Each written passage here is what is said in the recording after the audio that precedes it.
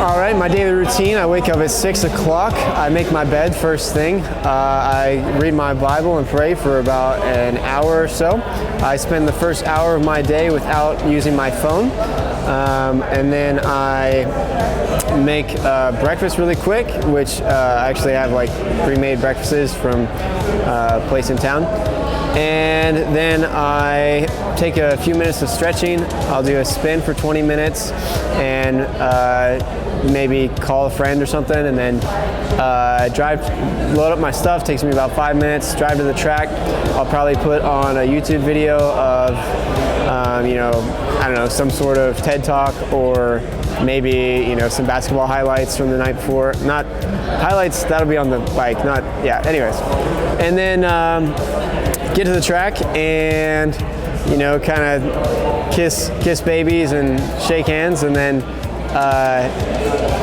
go knock out some motos, do some journaling, and then from there go home, or no, don't go home, get lunch somewhere or go straight to Will's house, do gym, and then after Will's house, go back home and do another spin. And then after the spin, take a shower. It's like late at night, it gets dark right now, early in California. And then some more stretching, and I don't know, right now it's Christmas season, so like relax, watch a Christmas movie, have some dinner, I got another new board game, so I've been playing that, Cash Flow. It's been really fun. And what's crazy is as I list all that out, it's like, oh my gosh, my days are absolutely full of training, and yet they totally don't feel that way, like at all. I don't know, there's some driving, I call some friends, so, different things, so it's kind of crazy. It sounds like, oh my gosh, such rigorous training from the moment you wake up. It's like, it's a blast. I love my life.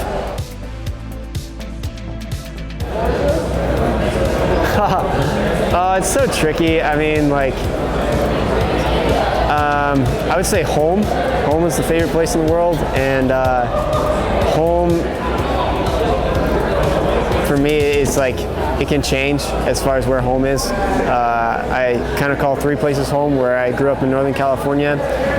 Menifee is part-time home, and Florida is home. I really love Florida, and I love just the small town. Like, it's very, no one knows that I race dirt bikes, and that no one cares. And I have a lot of people who really love me, and it's just like really awesome.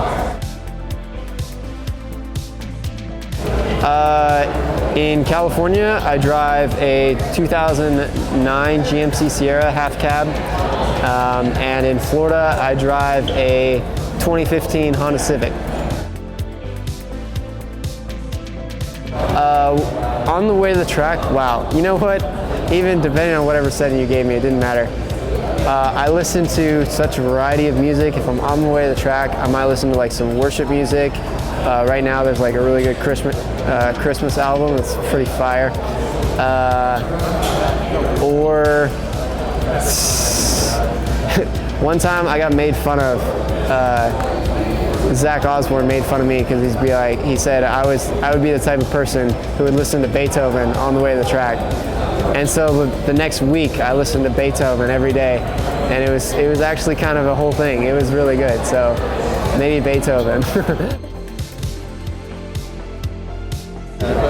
Was Home Alone 2 in New York City, and my take on it is that it was such a good movie and so well thought out.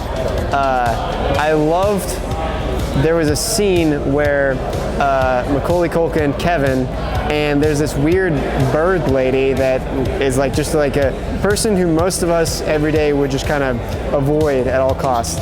And he, makes friends with her because he's a kid, and he doesn't care about who she is or how she is. Like, he just sees her as a person, right? And it's so cool because there's a scene where he's like telling her all the things that she needs to hear that no one is willing to tell her because they're scared of what she'll think and like how she'll respond.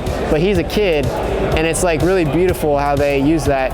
And because I think there's a lot of like that moment speaks, and the truth he was speaking as a little kid speaks to so many people who may be in that position, where the girl was like, yeah, I haven't talked to anyone in 4 years. And he was like, oh, you should try talking more. You're pretty good at it. You're talking to me right now. And it's like, you know, he just didn't care. So that was my take. You know what? In preschool, I was an all-star in the t-ball and soccer. No, I don't know.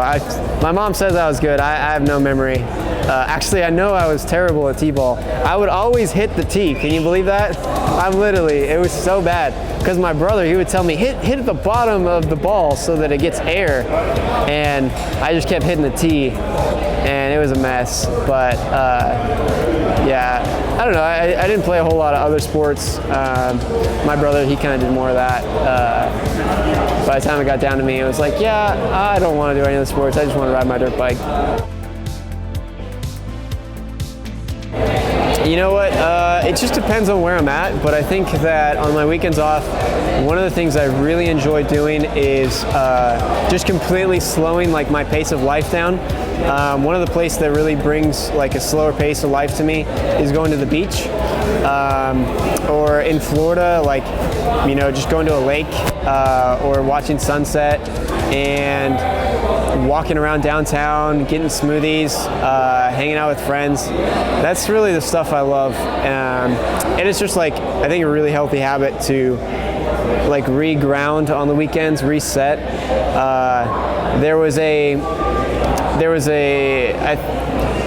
I may be completely misquoting this, but when Germany was trying to build back, I forget from World War I or World War II, I think World War II, when they were trying to build back, they wanted to build their economy up, and so what they did is said, all right, we're gonna work 7 days a week. We're not gonna take a weekend, and they were like, all right, you know, sweet, we're gonna get all this more production. You know, we're gonna be of greater value to those around us, or like, you know, and it actually ran their country further into the ground. And what they found is that they had less productivity than if they would have taken a 6-day work week or a 5-day work week. And because of that, I think it's a huge value to really decompress, settle down, reset, re-ground myself on the weekends. And there's various different things that do that for me. Who's my greatest aspiration? Jesus is my greatest aspiration, no doubt. And you know, for many people hearing this, that might be a weird thing. And those who are Christians fully understand me. They're like, yeah, that guy, he knows what he's. And yeah, that's it. I have never had a 9-to-5 job. However, when my days, occasionally they will start before 9 o'clock and they will end after 5. And then I'm like, oh, that's interesting. I wonder if is that a 9-to-5? But no, never had a 9-to-5 job. Hopefully never have to. But hopefully I'll never have to have a 9-to-5 job. However, I have considered it would be really fun, like even if I'm like retired, like even if I absolutely crush it, don't need to work, man, to go work at Walmart for like 3 months and like get to know everyone's name, be like Buddy the Elf, but like just in Walmart, and try to like really brighten that place up and see if you can actually make a difference. And just because you'd be able to relate to so many more people and to understand, because man, there's people that have rough goes at it and it's not always their fault.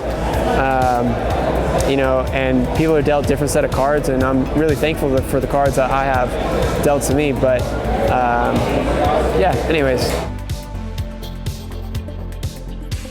One immediate thing you guys don't know about me is my middle name is Hale. Yeah, H-A-L-E, not like Hale, you know. H-A-L-E, it's from my grandpa on my dad's side. Yeah, Michael Hale Mosiman. Watch out. Coming to a track near you.